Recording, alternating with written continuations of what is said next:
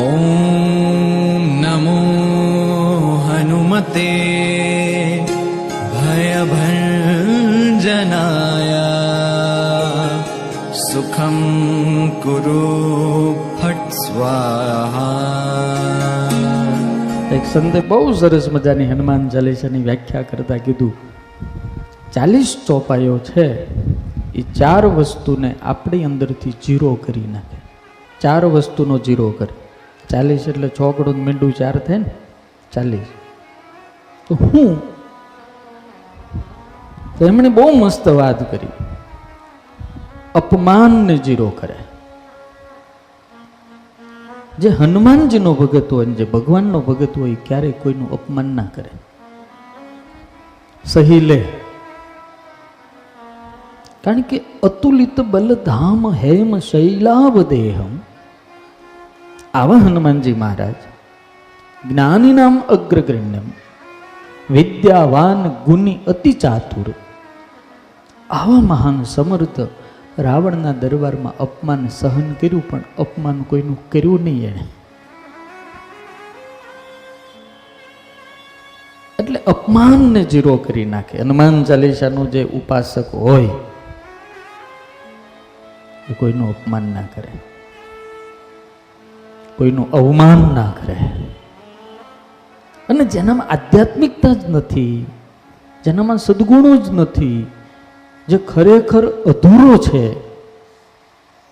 આપણને લાગે કે હા બહુ મોટા, પણ ખરેખર અધૂરા હોય એ બહુ છલકાય, એવા છલકાય, એવા છલકાય. એની વાતો છે ને આમ કહેવાય ને તો ગધેડાને તાવ આવે એવી જ હોય.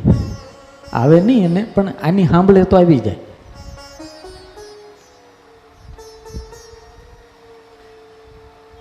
આકાશ પાતળને એક કરી નાખું, આમ કરી નાખું, તેમ કરી નાખું, ભૂકા કાઢી નાખું, આવી જ વાતો કરે. ગમે એનું અપમાન કરે, ગમે એનું બોલે. એટલે સમજી લેવાનું અધૂરા છે. ભગવાનથી એને બહુ છેટું છે. હનુમાન ચાલીસા મારા અને તમારા જીવનની અંદર 4 વસ્તુને જીરો કરે, શૂન્ય કરે. એક તો અપમાન, બીજું અસમાનતા. આપણે છે ને બધાને આ તુચ્છ છે ને આવો છે, અમે ઊંચા છીએ, અમે બ્રાહ્મણ છીએ ને અમે પટેલ છીએ ને અમે આ છીએ ને અમે તે છીએ, આ તો આ ના.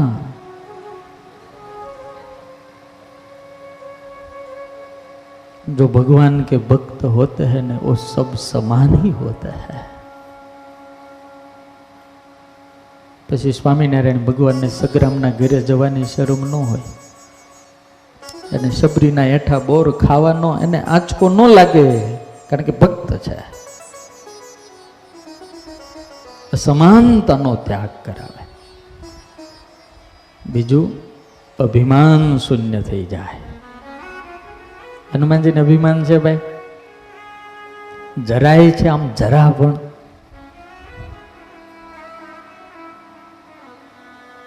હનુમાનજીના કરોડમાં ભાગની જો શક્તિ ને સામર્થ્ય ને વિદ્યા ને સદગુણ આપણામાં આવે, 1 કરોડમાં ભાગના,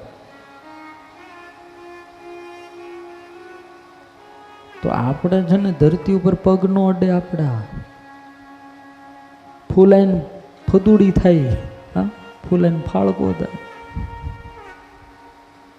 ફુગા ફૂટી જાય. कुछ नहीं है हमारे पास, कुछ नहीं है. અને છેલ્લું અપવાદ.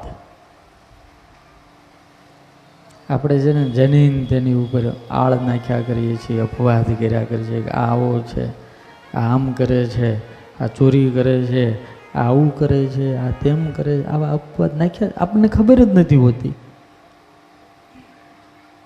હનુમાનજી મહારાજની હનુમાન ચાલીસાના પાઠ કરવાથી આ બધાયમાંથી આપણી મુક્તિ કરાવે છે. બહુ અદ્ભુત રહસ્યો. એક હનુમાન ચાલીસાના શબ્દોને ચોપાઈના અદ્ભુત રહસ્યો છે. મારે અને તમારે જે સ્થાને પહોંચવું હોય, જ્યાં સુધી અહંકાર શૂન્ય નહીં થાય ત્યાં સુધી હું તમે ત્યાં પહોંચી નહીં શકીએ. દાખલા તરીકે અહીંથી આપણે જવું છે ગઢડા, તો માઇલસ્ટોન આવે ને, બોટાદથી બહાર નીકળી એટલે કે 30 કિલોમીટર, થોડાક આગળ જાય તો એમ કે 35 કિલો 15 કિલોમીટર, પછી આગળ જાય તો 10 કિલોમીટર, પછી આગળ જાય તો 2 કિલોમીટર. પણ 2 કિલોમીટર હોય ત્યાં સુધી આપણે ગઢડા પહોંચી શકીએ. પણ જ્યારે માઇલસ્ટોનની અંદર શું દેખાડે, શૂન્ય થાય એટલે ઓટોમેટિક આપણે ગઢડા પહોંચી જઈએ. એમ આપણા હૃદયની અંદર અહંકાર જ્યારે શૂન્ય થાય ને ત્યારે ઈશ્વરના ઘર સુધી ઓટોમેટિક પહોંચી જાય. એટલે મુક્તાનંદ સ્વામીએ કહ્યું, હું ટળે હરી ઢુકડા. એટલે હનુમાનજી મહારાજના હૃદયમાંથી કોઈ દાડો રામ અને સીતા દૂર નથી થતા, કારણ કે હનુમાનજીને અહંકાર છે જ નહીં. કભી ઉनको छोड़ ही नहीं सकते. राम और सीता की ताकत नहीं है कि हनुमान जी को छोड़ सके, ताकत नहीं है. હું તમને એમ પૂછું કે ગળપણ કોઈ દાડો શેરડીનો ત્યાગ કરી શકે? ત્યાગ થાય? ગળપણથી કોઈ દાડો શેરડીનો ત્યાગ થાય? ધોળો રંગ કોઈ દાડો દૂધનો ત્યાગ કરી શકે? થાય ભાઈ? દૂધ ક્યાંય કાળું ભાળ્યું? શેરડી ક્યાંય કડવી ભાળી? જેમ ગળપણ શેરડીનો ત્યાગ ન કરી શકે, શ્વેત રંગ દૂધનો ત્યાગ ન કરી શકે, એમ રામ અને સીતા હનુમાનનો કોઈ દાડો ત્યાગ ના કરી શકે.